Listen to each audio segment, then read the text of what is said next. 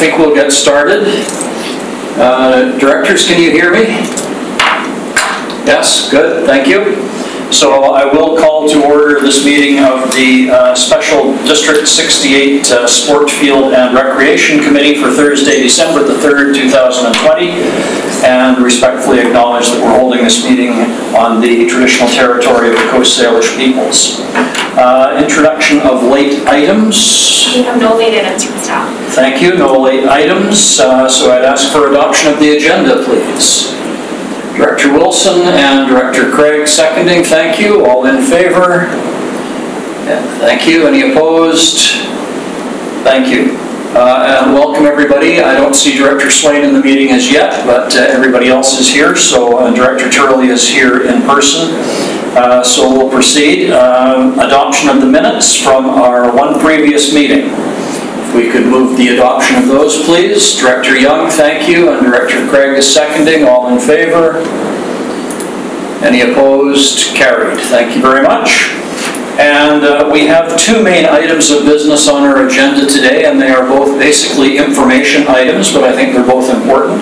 The first one relates to sports field development in Nanaimo, and specifically the Reimagine Nanaimo project, and Mr. Harding from Nanaimo Parks and Recreation and Culture is going to lead us through this. Mr. Harding. Thank you, Chair. Hello, everybody. Thanks again for making it on it today like this. When we met last time, we thought there's a few projects and issues that we may want to bring to the committee. And as we kind of move along as a new committee, the committee can tell us, these are the kinds of things you want us to bring forward, or would like us to do some other things. But we think particularly that I'm going to bring forward the three different items that are kind of interrelated and definitely provide, at the end of the day, provide services that are very consistent to what we provide under our contributing agreement,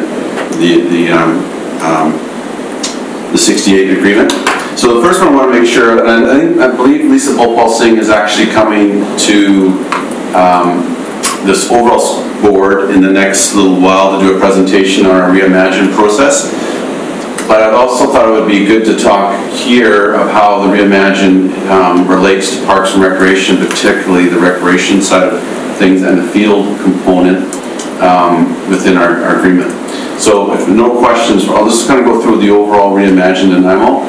And then what I also want to get into then is in the summer, we came to council over the years. One of the desires of the community was particularly to focus or create one place where we could actually hold special events like a stadium for sporting events, outdoor events. So we worked on an analysis of all the facilities that we have. Is where could can everyone hear me? Okay. Everyone's okay. Great. And can you see this? This is a report we brought to council as a draft in July or August of this year, and just to overview the possibility of us starting to focus on one location, because right now we're kind of all over providing. If a group wants to put on like the Raiders want to put on an event, or soccer, or football, other sporting events. There's some strengths and weaknesses throughout our park system, our field system particularly, where to put that. So this has been something ongoing for a number of years, and where to kind of focus some development. So we did an assessment, and we'll go through that after we do the Reimagine. And then after that, there's the grant that council applied for our next artificial turf. And we'll talk a little bit about that just so you're aware, and then also how that artificial turf proposal kind of relates to our provision of sport field services. So if no questions, I'll go ahead and start, and I'll try and go as fast as I can because I know everyone's busy. Am I clicking this, or is that someone else there? Yeah, you'll be. Okay. And did Councilor Swain, or Mayor Swain come in now? Yeah. Okay.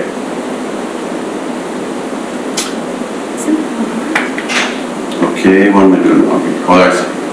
No, I don't see. Am I doing something wrong with it? Okay, I can advance the slides. If you let me know. Sure.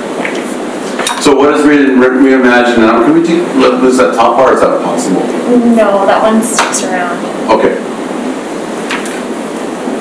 are actually there.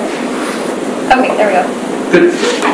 So there's a number of strategic plans the city's been wanting to do for a while, and they're all in need of update or actually creation. Some of them are new creation.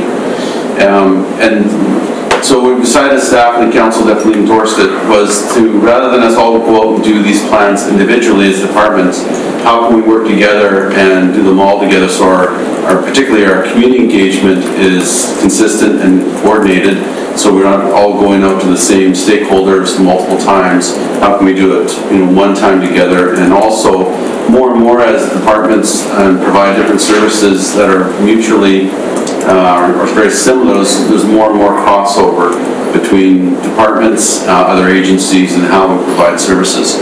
So the 6 key plans out of the reimagining process that are being updated. One is the official community plan, Parks, Recreation, Culture plan, which we'll talk most about today, the active transportation plan, climate action plan, economic development plan, and water supply strategy. And so all these, of course, there's lots of overlap, particularly with the first 5, and then the 6 also, in the sense of how do we provide that resource to the community. So this process started earlier this year. Did I do that? Yeah, you did. Yeah, all right. So here's kind of the process of what we, that doesn't take much to make me excited. Could actually click. So this is the actual phase of all the engagements and development of these strategies. And again, what we hope to do is that our engagement with the community, so if we're talking about climate action, the same people are going to talk about the importance of natural park space and climate action go hand in hand, as do where we put some of our recreation facilities go well with, how do we do the land use planning and so forth. I won't go through all of them. So there's the 3 phases, and we are here, phase 1. We're ending our first major aspect of going out for community engagement and also stakeholder engagement. And so one of the things that will be interesting to discuss with the area reps that do provide under this agreement is how would you like us to gather some information from your constituents on some of the services that they contribute through our agreement. So we can talk maybe a little bit about that, Mr. Chairman, as we get to the end. But this is where we're at. So we're always going to be getting more information in from stakeholders. We never turn it away, but we are trying to shut down our first phase, not shut down, but gather that information so we can get kind of the overall focus of what we're hearing from the community, the stakeholders, into phase 2. So we hope to get into phase 2. And right now, this one's already updated a little bit, but definitely want to do phase 2 starting winter 2021. So that's the overall. So what I want to mention on the PRC master plan. So we've had some key ones over the years, and then so under the old commission, the electoral areas would have participated in the creation and development of our other plans. So it's important we have this discussion now here with this new committee. But the plan, and then we can show you some of the old ones if you were interested in them and how we utilize them. But again, it's a key plan for our overall PRC master plan. But identifies and evaluates community attitudes towards current services and facilities. So what are we doing well? What are we not doing well? And maybe also areas what are we providing that maybe we shouldn't be providing anymore, or working with other groups and nonprofits to provide that, or areas that are emerging that we haven't got into at all. One of the real key parts here is that prepares a 10-year facility development plan for PRC. And as we say facility, that's everything from a playground to an ice rink. So we have a real broad term of what facility means. And so it really helps us kind of focus where are we going to make the best kind of bang for the dollar, but also where the most public can be served based on some of our analysis of where the community wants things. So there's some other components of what the master plan entails. Our last one that we did was 2005, and so typically you do it every 10 years, and so you can see we're well behind of getting a new overall comprehensive master plan in place.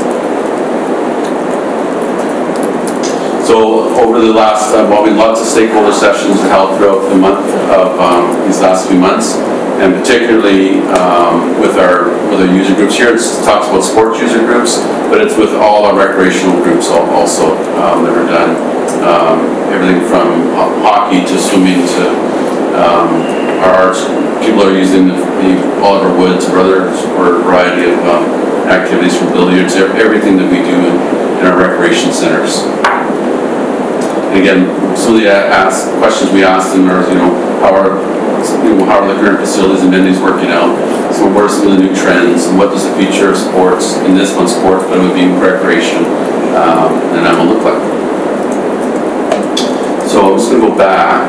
So that's the overall session. I don't know if we want to stop now or do the other one and see if there's any questions on this process, in the PRC master plan, or if you'd like me to go into sports development. Well, let's just check, Mr. Harding, if you don't mind. I see, and it probably, with this number of people, easiest if people just physically raise their hand, and I can acknowledge you as I see you, and I see Director Craig, and then Director Young. So Director Craig, go ahead.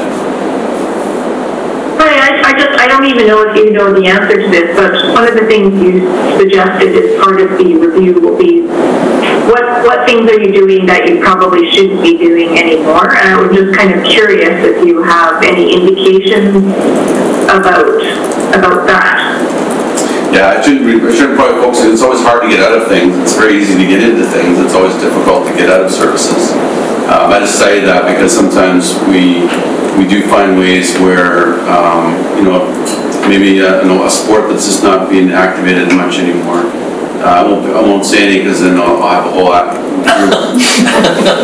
group on me. But I think it's what I'd say there is with a random sample, which is a statistical survey, it'll be interesting to see what the community wants. And then also our stakeholders, and so we'll be looking at seeing what are some of those real key trends, what we move forward to. I don't know, I'll do one that I don't think, because years ago we used to have logger sports at Bedman Park. It was a big thing. Well, logger sports have gone away, and now where the logger sports are is a very popular BMX track, and now beside that, they're even more popular, equally as popular, Stevie Smith dirt jump and pump track, and now we have another skills park. So those kinds of things that we, certain things that are kind of we're moving away from, and those trying to work our energy into those kind of trends that people really want. So from logger sports to cycling, I think that's a real transition. That probably took over 30 years, but it's definitely a transition. Maybe that's an example. Thank you. I don't hope I won't stir the logger sport rally.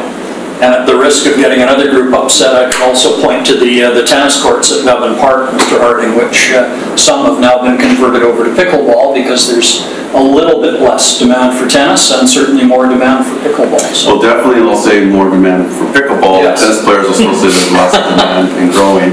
But that's also how can we utilize some amenities that have a little bit more multi-purpose to them, or to maybe some change to try and make room also from other emerging sports. Thank you. Director Young, you had a question or a comment? Yes, I did. Thank you. I remember tennis came to my thoughts too when you mentioned that, and pickleball. But I was going to ask you, oh, my dog's barking, sorry. He's vanished to the family room, and you can see the neighbors, and there's lots of activity there. He's turned into a real watchdog, and he never barked before until 3 weeks ago. Anyway, my question was, I wondered how you mentioned notification of the electoral areas. I just wondered how your notification has been, how it's been organized and put out there. As well, I've got one other quick question before I go on mute. If you could explain the urban forest strategy. I just wondered what that meant. Thank you. Right, so I'd say probably our formal order with the electoral areas would be through the memberships that they have. So if your constituents belong to the soccer club or hockey, or if they're belonging to any of the more formal groups, that's probably where most of our formal stakeholder activities that are. We do have the random survey that's been marketed to everybody, which they could participate in. The random sample survey would only be within the Nanaimo area, although we do have some data because they did go outside, and so we have some of that data that's there, but we may show that a little differently.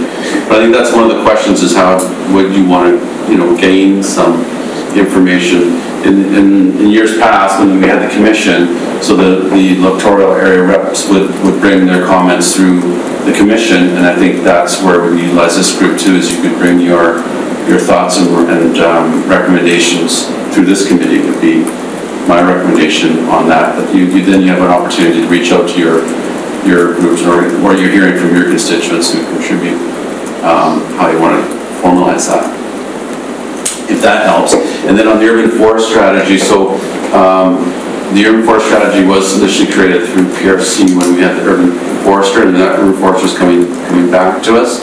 So the urban forest strategy currently done really looks at preservation, but now as we've over the last particularly 15 years, we've taken up a lot of land that in turn converted that into parkland. So Lindley Valley comes to mind, all the land there, as well as the Greater Nanaimo Water District land, which was a water district, now it's all park.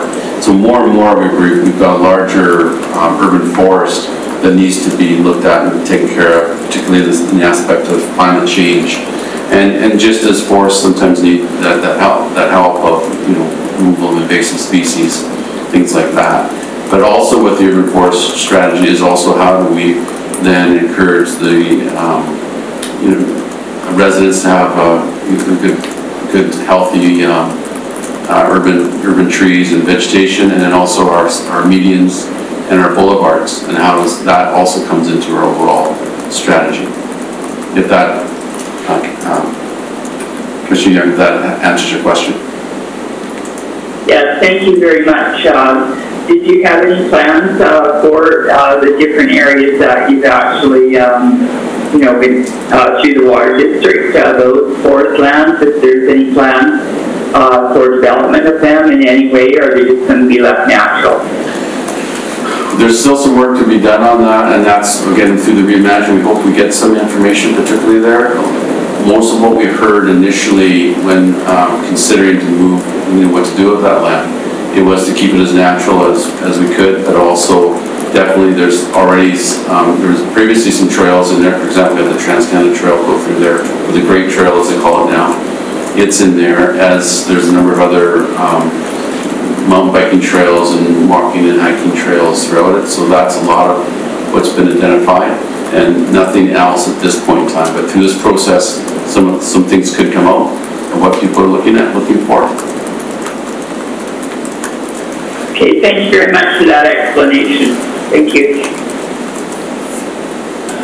Thank you. So if there's no other questions at this point, we'll let Mr. Harding continue to the next phase. So what I was doing when I was meeting with all the sports field groups is also when council in August, they received this report and the recommendation, which I'll get to at the end of my presentation what the recommendation is. But one of the parts was they received the draft report, and I can ask Ledge Services if you'd like to send you a copy of this report, just so you can see it.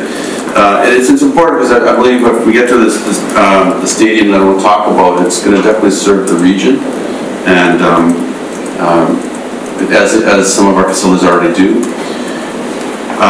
So what council had done is they received a report, then also has to go and do stakeholder groups, school board, VIU, other sports groups, and then consider this a very key stakeholder group also to go and present the staff's recommendation, and then come back with them whatever kind of feedback we have. So even though this slide is of the new stadium, or the base, not new, but the Strockton Stadium with the new lights on, we're really talking more of not baseball, but more football, soccer, field lacrosse, rugby, others, and maybe some other ticketed events that would go on a larger sports field. So, as I mentioned, it's always identifying the need for a stadium. So even though we don't have demand for major, larger events, there's always been a need for some type of venue for events. And so groups over the years have used Caledonia, of course, but also Devon Park in various ways, either the artificial turf fields at Merle and second artificial turf at Devon, or the Devon 4 fields. Also at Ndsf now, there's been different events going on, but we haven't been able to provide all the services of or size of what we need for a community our size. So we commissioned this report through a sports architecture firm that looked at what would be our real desire and size of a stadium at this point in time. So, and I'm going to always go back to my notes with the size of stadiums, but we've looked at 3 different sizes of stadiums, small, medium, and large. And so a small stadium generally seats between 400 to 3,000 spectators. Medium, 3,000 to 12,000 spectators. And of course, large, as you see there, those larger, BC Place types of venues, over 12,000 up to even 60,000. So from our review, from what we see right now, is that the community really should be focusing on something that can facilitate a medium-sized stadium. So that's between 3,000 up to 12,000, and that would be the higher end of what we're looking at in this scenario. And so a lot of the things we looked at in the report, I won't spend too much time going all through the details, but what really we looked at in the report, it talks about what a stadium needs to have. And it needs to have the site branding where people know that this is where it's going to happen, which includes the traffic control, landscaping, parking, and then ticketing. So some major aspects that looked at when we evaluated all the sites are what are some key components, and those are some key ones. Again, the report goes into more detail if you're interested, but we're trying to look at all those things of where a site could provide these key components. Because the real aspect of a stadium is not so much what's going on in the field, because most of our play fields provide really good services for the game itself. It's what can we do those outside the lines of a field that need to be considered. And so that also includes seating and operational amenities, spectator amenities, everything from food services to washrooms to, of course, seating, lighting, how you can watch a game from the scoreboards, video boards, things like that. So we looked at 3 or 4 major locations. One, we looked at Caledonia, which has been the more traditional facility over the years, and it does have some real pros to it. And again, the report outlines some of those real pros that Caledonia has. Currently, it is a ticketed venue. It's got some good washrooms. It's got some of the seating, up to a certain number. It does not have lights, and it does not have an artificial turf field, which provides for more multi-use type of activity and longer throughout the year type of activity. And it's also a difficult one to grow more to too many more than a 3,000 kind of spectator. So it's still that small size stadium. The other was Devon Park. Devon Park's got a lot of opportunities for it. It's got great parking, great location. What it doesn't have, though, again, is it doesn't have the lights. It doesn't have the specific seating or anything for a stadium, and it's currently, as you can see here, used by a variety of other groups and organizations now that may be displaced if we just put a single-use stadium there. But one of the things on here is maybe in the community years from now, Devon Park may be a spot where if the community outgrows the medium-sized stadium, then maybe Devon Park would be a natural look for the larger stadium in the future. So the one we started to focus more in on, and so this is the area, is when we started this process actually a number of years ago, the Ndsf community field didn't exist, and we didn't own Rotary Bowl, we didn't own Stroxman Stadium. So since that time, all these amenities have come in. And so with the sports zone, which is in this area, includes all this, with the Ndsf field, this is one that the consultants and staff were looking towards, is say, let's make this our medium-sized, focus on a medium-sized stadium. So right now we're still in the information and engagement phase like this. Now, what we're hearing from everyone is Everyone's very supportive of this. Now that's the support, we come and start developing a concept and a phased approach of how this could become that medium-sized stadium. Right now, for example, now that we have these 3 venues, Roaring Bowl, Ndsf Community Field, and Roxman, is how, does the pointer work on this? Yes, but they won't be able to see it. Oh, they won't be able to see it, okay. So if you look at the gravelly area right now, is how can we kind of make that maybe the entrance for all 3 venues, so we could share. Wait, they'll be able to see those. Oh, that we could share.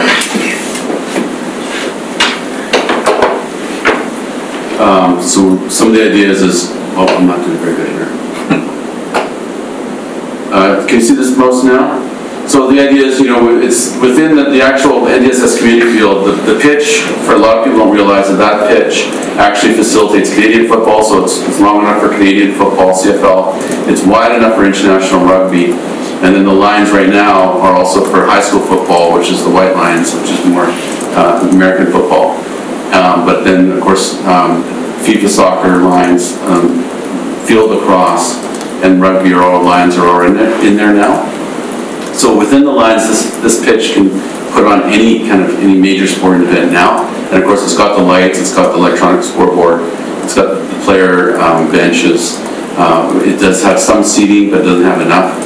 So one of the recommendations if we go this way is how do we start phasing some of those improvements in, including the ticketing, the control points, so it's all one spot. And so if you're like the Raiders put it on their football games, they have to go through a ticketed venue. So this is where we're looking. Let me make sure that's my last. Yeah. Let's see. Go ahead.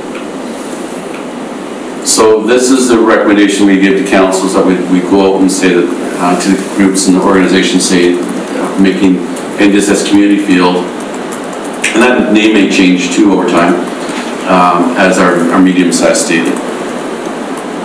So I'll stop there, because then, well actually I'll continue on. So one of the things we did know though is if this field becomes more of the game where some of the major games are played. So for example, VIU soccer will do all their games there, Raiders football, high school football, which is at nighttime, and any other major games that are for spectators. We know there'll be a need for more artificial turf, because this field right now, you mentioned last time, it's well over 3,000 hours of use a year because of our relationship with the high school.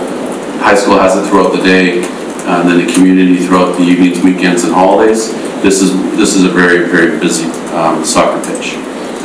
So I'm not sure if I mentioned this group or not, but typically they're natural turf fields. Adult play or even high-end youth play can maybe max out about 300 hours of use. So you get this one that's over 3,000 hours of use. And you can do more, it's just go 24 hours if we had to, just the way that it's built. So it provides a lot of use, and right now it's taken on a lot of use. So if we decide to go this way, we may need to provide some more artificial. And in that, the Harewood Centennial Park concept plan over the years did call for artificial turf fields in this area. So we've done a lot of work in this. If you haven't been to Harewood Centennial Park for a while, with the new skateboard park, the covered area, the new lacrosse box, plus the lacrosse box in the covered area that's also for other sports, the playground, the water park. It was also, and then of course it's also beside a major high school that we'd like to do a similar agreement that we have with Ndsf Community Field with the high school here. This was one that we looked at it. We went ahead with the Ndsf Community Field was to work towards artificial turf field here. So this is a concept that we're showing groups and organizations of where it would be at. The main green part is very similar to size of the Merle Logan Field or a second artificial turf field, and Bevan, plus another wider connection to it that you could put a softball game in or a baseball game in, plus more practice area. So this could be a major, very well used practice area and game area for the community, and provide more artificial throughout the region again. And so some grant opportunities came up for council to apply for under the COVID recovery. And this is one the council chose to submit for a grant. And if successful, we would start something like this in the end of 2021. And just some other 3Ds. Again, this is conceptual, and just as I mentioned today, the support groups are talking to, if we're successful with the grant, we quickly come back to all the groups and finalize some of the design components of it. And that is the end of the presentation on that. If there's any questions on the stadium or the other one, I'd be pleased to. Thank you, Mr. Harding. I know that Councillor Turley has been involved in the local sports scene for many years, as have I, and it's, I think, really exciting to see the long-range planning and the hope for even more and better sports facilities to serve the entire region.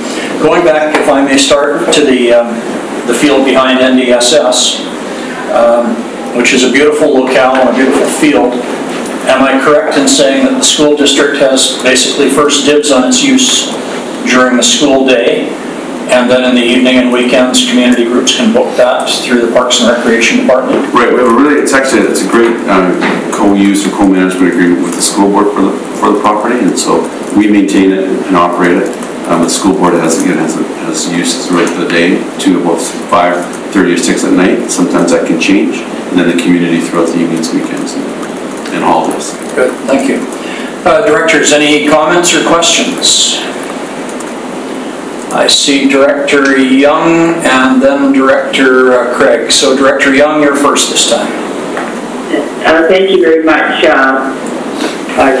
I just think it's very well thought out, and been to all these locations many times. And the one thought that comes to me is, will there be enough room for parking at the stadium at NDSF? Right, so that's one of the reasons, one of the benefits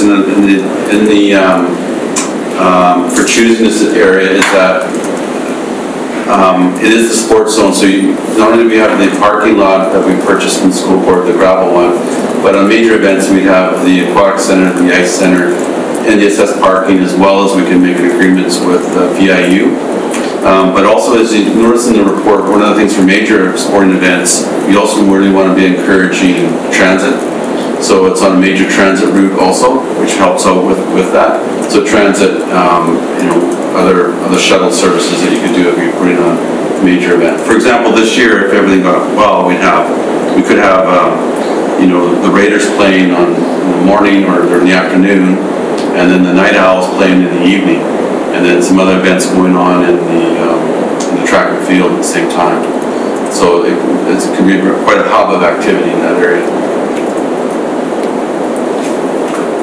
It's very exciting. I also thought the same thing for Sherry Field, because I've been to both of them many times, so for parking. Yes. Good question, always something we have to keep in mind. And that location is just so central that it does provide lots of opportunities there, so that's good. Director Craig, go ahead. I have two questions. The first one is the fast one. Are you envisioning a covered stadium? The drawings for medium size looks like it wouldn't be covered. I'm just kind of curious. No, the stadium itself wouldn't be. There's definitely, desires to cover the seating.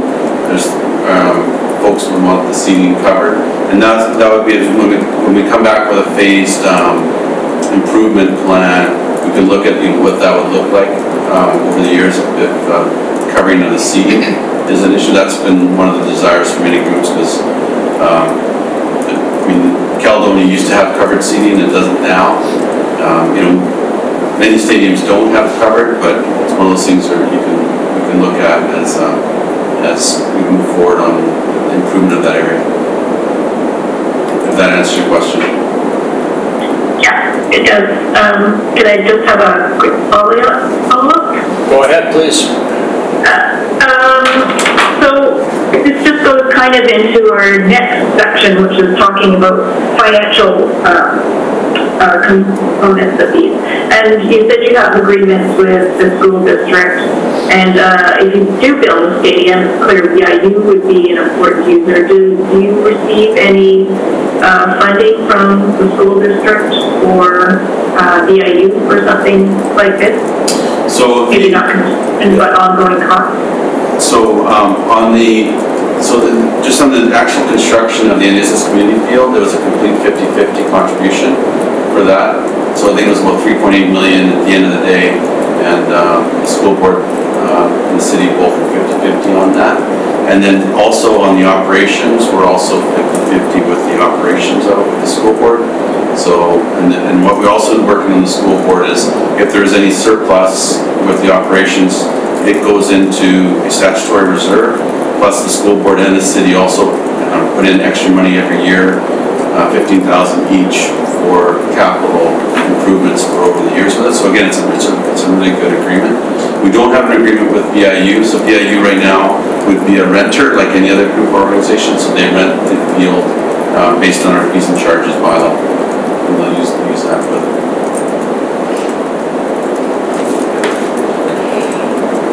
Director Young, I see your hand. I wasn't sure if I saw Director Swain's.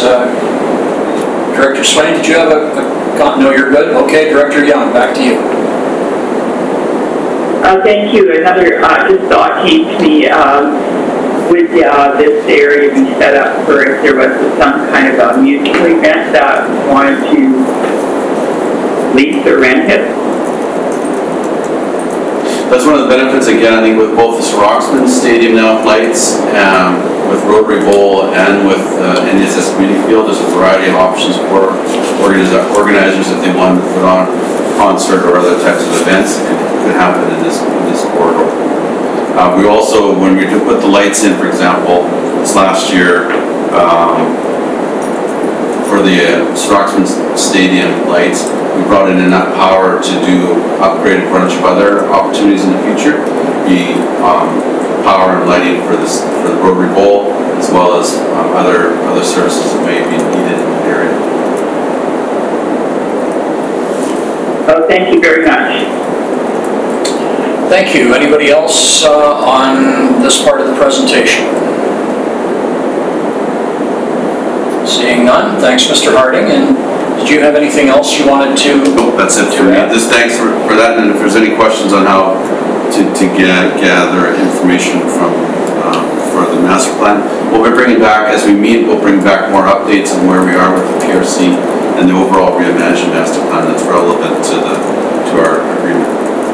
So, as you indicated, I think, Mr. Harding, there's always an opportunity for directors to bring any community feedback that they might receive through this committee and pass it directly on to you. And I would ask that staff forward a copy of that stadium report to the directors. Thank you. Directors, before we move on to Mr. Osborne, anything else here? Thank you very much. Great information, Mr. Harding. Thank you. Thank you. So we'll move to the 2015 Recreation Facility and Sports Field Survey Usage Results. And that is to be introduced by Mr. Osborne, General Manager of the Regional or Recreational Parks for the Regional District of Nanaimo. Mr. Osborne, good to see you again. It's been a little while. Thank you, Mr. Chair.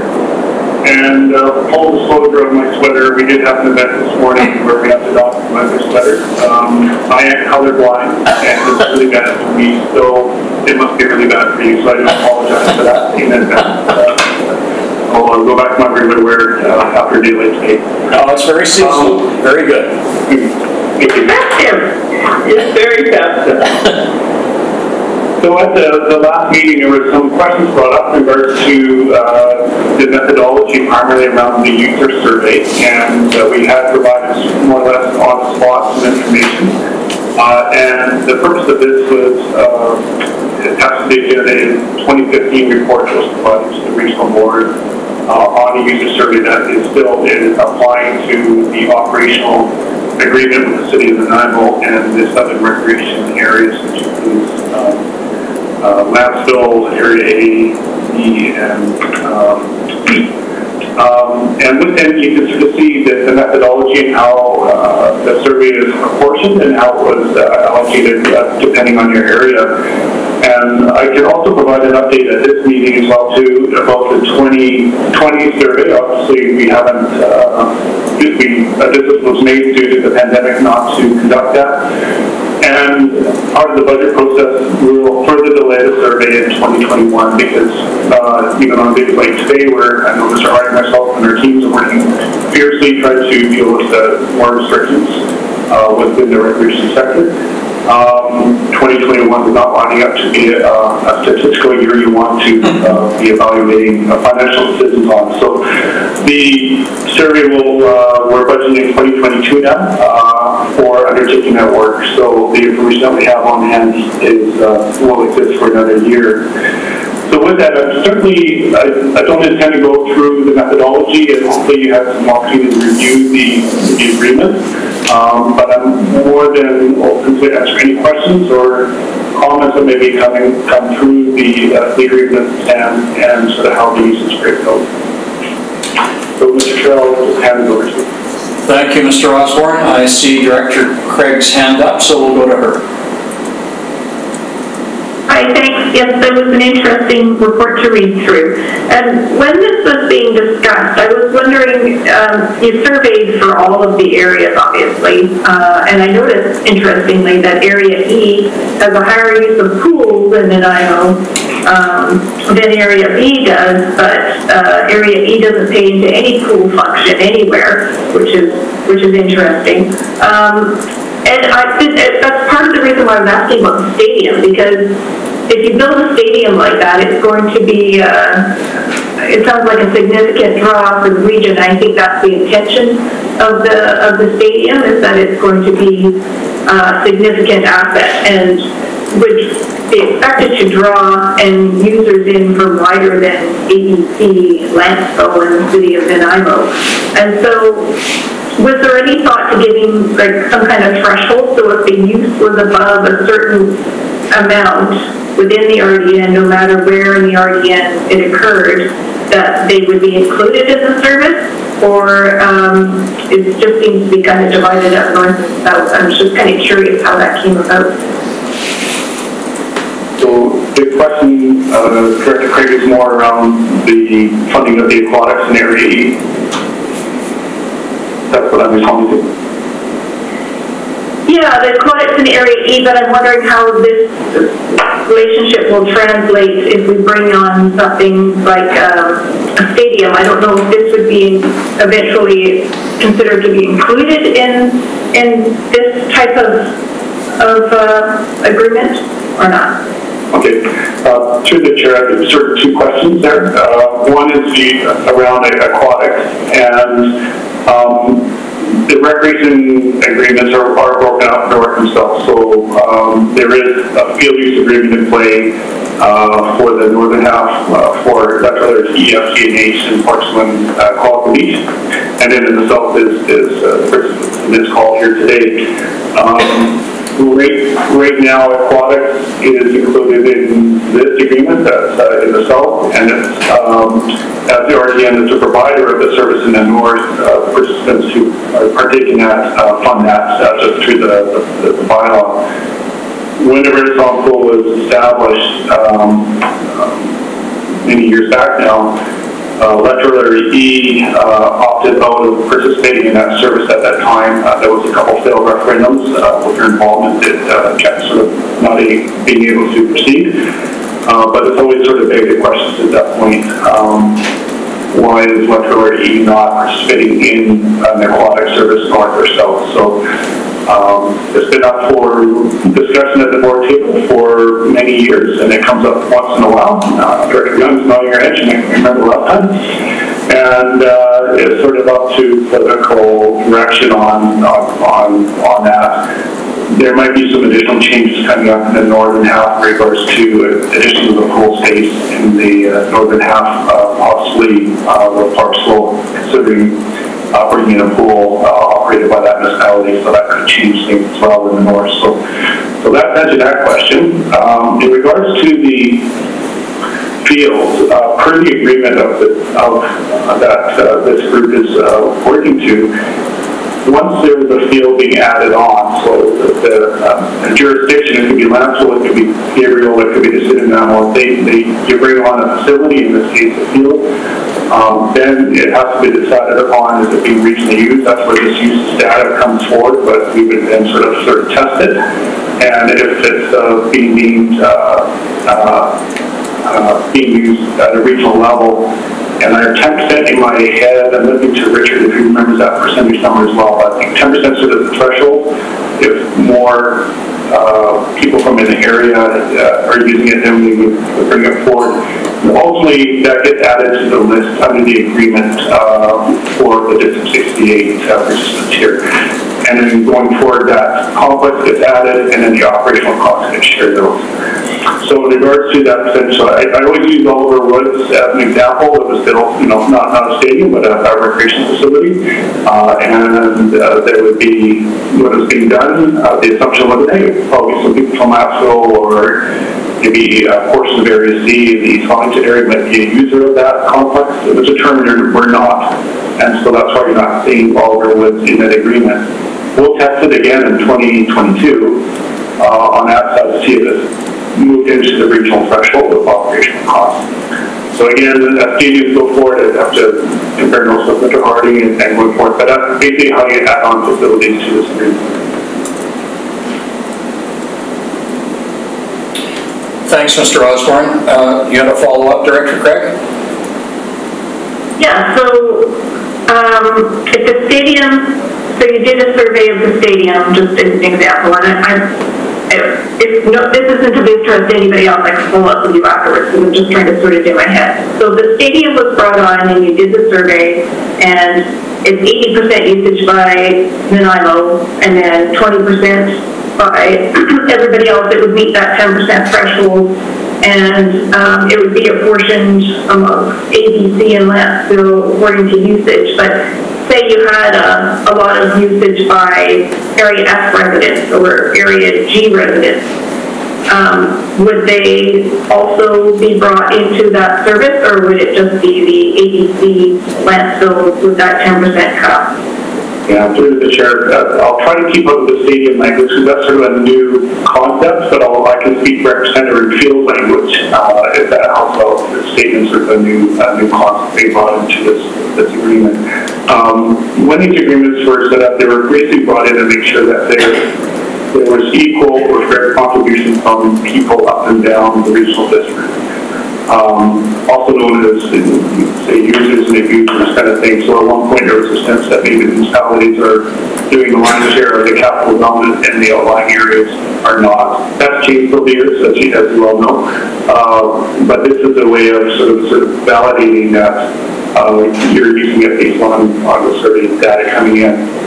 So in the north, for example, that agreement between parks and qualification also shows that everyone's funding into a field service. So there's no one really not contributing in your area. So and that would be the oceanside areas. There's no outliers or using a field in Parksville and you're from Bowser. You may be a field using Bowser or Parksville using field Bowser for that matter. I think so. So there's no one in the regional district not contributing to a field service in one way or another, both in capital development or in operational costs. Thank you. I know Director Turley had a question. Did you want to speak to this, Mr. Harding? Just wanted some clarification, and then if Mr. Osborne if I'm not correct, let me know. But so if in regards to the Ndsf community field, if we didn't do anything, the stadium is more. As I mentioned, it is more about people, it's more about the spectators. If we did nothing with anything more than Ndsf community field or Rotary Bowl or the Stroxman Stadium, they would be included in the next survey anyway because they are new city facilities. So a majority of that would be, are the communities using the Ndsf community field and Rotary Bowl and baseball fan. So they would be included just because they're now, city functions and not school board functions. if that helps with it. And so regardless of it being a stadium or not, it's the actual use of the facilities by user groups. Thanks, Mr. Harding. And I guess when I hear stadium, I tend to think more of special event happenings as well, but certainly regular rentals could apply. Councillor Turley, you had a question. Please go ahead. Thank you, Chair. So actually I have two questions related to the same item. It's under the analysis of the arena use in District 68, under the arenas. I'm curious, it says it was surveys were done in 2 arenas in Nanaimo, and I'm curious which 2 they were. That's the first question. And the second question is to do with dry floor usage in those facilities and whether that usage was included in the survey as well. Mr. Harding, able to answer that? No, Tom would be able to answer it because they actually do the survey. We don't. Oh, okay, sorry. But what we do provide though is our user lists. So, I see. So the sport field user lists we provide where those members are from. Of course, thank you. So, Mr. Osborne, are you able to answer Councillor Turley's questions? Sure. The arenas were all the arenas, and when we went into the surveys, it's important to know that depending on the activity, it was proportioned differently based on the usage. So for an arena, we relied in the weighting based on user group registration lists. So that would be your minor hockey, your lacrosse, across the board. And that was actually weighted out at 65% because working with industry standards and with the city staff at the time, they were attributed to about 65% of the usage. 25% was attributed to the program category, and that was based on the city of Nanaimo's class system at the time. We would get program registration lists and get hard data that way, and then the remaining was a drop-in. Because arenas are a little bit different in the pool. The drop-in is actually a smaller proportion than the program and, of course, the rental category. So that would have been the 2 facilities that have been classified as Nanaimo Center and the Bevan Park arenas would have been the surveyed areas. Thank you. Good. Thank you very much. Anybody else with questions of Mr. Osborne? I just want to make one comment if I could. Sure, Councillor Turley. I'd just like to add a comment because one of my daughters and her family live up in Rossland, and they don't have an agreement like this in Trail, Rossland, Warfield, and a couple of the other smaller communities. So whenever there is an event, drop-in event, particularly the pool where it's an issue, if a person from Rossland goes down to use the pool and trail, they pay a higher fee than trail residents do. And of course my daughter told me, make sure when you go there with the kids, say you're from Nanaimo and that you're paying the trail rate. It's a bit of a nightmare. So, I hope we don't get too hung up on which area is paying too much or not enough or whatever, because there are worse situations that we could be dealing with. So, thank you. Yes, thank you. And I think briefly we went through some similar variation of that nightmare here in Nanaimo, but we've moved away from that, thankfully. So, directors and councillor, that covers the main items on our agenda today.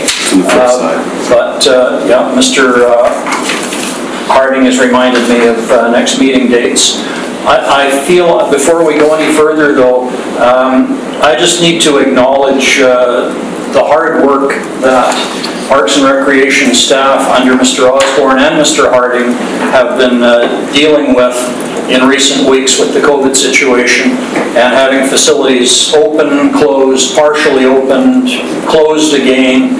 It has been a real challenge to say the least, and I would like to express my personal thanks to both of you and your staffs for the work that you're doing to try and keep our facilities open if it's possible within the provincial guidelines.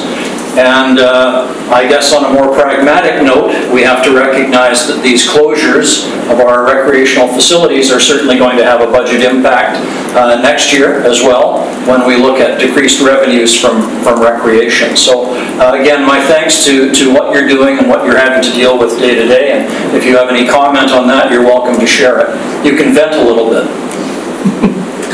Yeah, not Benji, but again, to the recreation staff particularly, because the orders are changing, seems about hourly, so constantly trying to, and then the public who has to kind of figure out what's going on in all the sports groups and everything, so lots of moving parts with it. What I would say on a positive though is we know that the recreation centers, and particularly our parks and trails, keeping them available and open have definitely helped with mental health and activity, keeping people healthy. So keeping these facilities and where we can open, but also then promoting the outdoor venues when the indoor venues have to be closed for groups and organizations to get out and enjoy, or public to get out and enjoy the outdoors. Thank you. Mr. Osborne, anything to quickly add? No, just echoing exactly what Mr. Harding's saying. We're adapting every day, and even while this meeting's going on, reporters being funny written. We've got a team of staff behind the scenes working out to answer the questions for patrons in the community that want to know their answers immediately, and we're doing our darndest to get that information out. And just reiterate on sort of the health and wellness and the mental health as well too. The importance of both recreational parks is vital to our community. And you can sort of see where we're all individually moving to where we can feel better, and we'll keep working hard to ensure that we keep these facilities and services available. Each order is put forward and amended as we work our way through this pandemic. Thank you. Thank you very much. Director Young, you had a comment? Go ahead. Yes, I'd like to thank everyone too for all their efforts, because I imagine it's massive juggling of all the staff, etc. I just wondered if you could briefly tell us what the status of the pools and the arenas are now. Are they completely closed, or are there any partial openings? Do you want to start, Mr. Harding? So the arenas and the pools are open, because as you notice, the order still allows for youth activity and youth sports activities to continue. It's the adult activities and some of the adult indoor and outdoor active classes. So the facilities are still open, and individual swimming is still permitted. We still have some skates that are also going, so the facilities are still up and running. It's just lots of confusion, lots of changes right now with adult sports and then some adult activity use. Mr. Osborne is also probably monitoring it better than I am, because it is, as he says, it is changing as we speak. Thank you for that. I didn't realize it actually. Just to reiterate that Ms. Harding pretty much captured it bang on, and it's adult sports, and it's just really trying to define what is an adult sport right now, and where it can be allowed or not allowed. So pretty definitive. But we are open, just changing again. Great, thank you very much.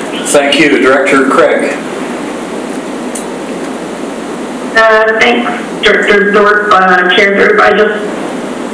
You said it very well. I was just wondering if I could lead back to our last agenda item and just ask Mr. Osborne if you are satisfied with the way the usage survey occurred, and whether or not you're going to be suggesting any changes for how it goes forward. I mean, you have 2 years to figure that out, but I thought because we were originally going to do it this year, are you happy with the way it's structured? Through the chair, over the years, the survey has been modified and adapted to create, to deal with things that didn't work. And at this stage, I feel very comfortable with the methodology on that. We've made sure, for example, the weighting of the information that we're getting is proportional as well. So I referenced earlier the arenas, how it's weighted proportionally to rentals, to a higher degree than drop-in and so forth. As you undertake the survey, there was always questions of validity as we go forward, and that's been tested. We had a very reputable individual, Brian Johnson from Perk, who conducted a survey of very highly regarded in the sector, worked through all that, and the validity rating is very high with methodology used. So as you survey, there's always open for criticism, and when we undertake it, and I'll give you examples. If we survey the pool and we're doing drop-in, and then someone says, well, the school bus showed up 2 hours after you left. How did you catch that or not? Kind of thing. So we've adapted our methodology to ensure that we're moving around facilities at key times throughout the day, and to create different time zones as well, to make sure that we're catching the high and low periods as well, so we can reduce that type of potential or question, if you will. Okay, thank you. Thank you. Directors and Councillor, I think that brings us to setting our next meeting date if we're able to do that. Staff have recommended several options involving Thursdays in February, 4th, 11th, or 25th, an earlier type meeting or a slightly later by an hour on those days. To me, at this point, it makes no difference, so I'm open to any directors that have constraints or might want to point to one that is favorable for them. Director Craig, go ahead. I believe there's an electoral area services committee scheduled for the 4th, tentatively, so I don't think that would work. All right, thank you. Needs to be less than the 25th. So we can certainly double check that, but for the time being, we'll cross off February the 4th, which leaves the 11th or the 25th, 9 till 11, or 10 till 12. Anybody with a strong preference? Director Swain, I think He's left the meeting. Director Swain possibly left the meeting, maybe that was it. Director Young, I see your hand. Any thoughts? I would prefer the later time. Thank you for all my commitments in the morning. All right, thank you. So we'll look at the, that would be 10 till 12 on either the 11th or the 25th. Anybody want to be bold and pick one of those dates? I think Dr. Swain is back. Director Swain, we thought we lost you. There you are. Go ahead if you have a suggestion. Sure, I'll just make the motion that the next meeting be held on February 25th at 10 a.m. Thank you very much. Is there a seconder for that suggestion or motion? Director Wilson, and I think we've already sort of had discussion, so I'll call the question. All in favor of that? And I'm seeing everybody's hand. No opposed, so that carries. Thank you very much. So we'll make a note that our next meeting will be February the 25th, starting at 10 a.m. And I'm assuming at this point that will be a Zoom meeting, but we'll certainly be in touch with directors prior to that date. So thank you everybody for your time today. I think as this committee gets its feet under itself, it's going to be a great venue for sharing information and learning more about recreational opportunities and venues in the greater Nanaimo area. So a motion to adjourn, I believe, is in order. And Director Young is making it. Director Swain, all in favor? Opposed? Carried. Thanks very much, everybody. Have a great evening and rest of the week.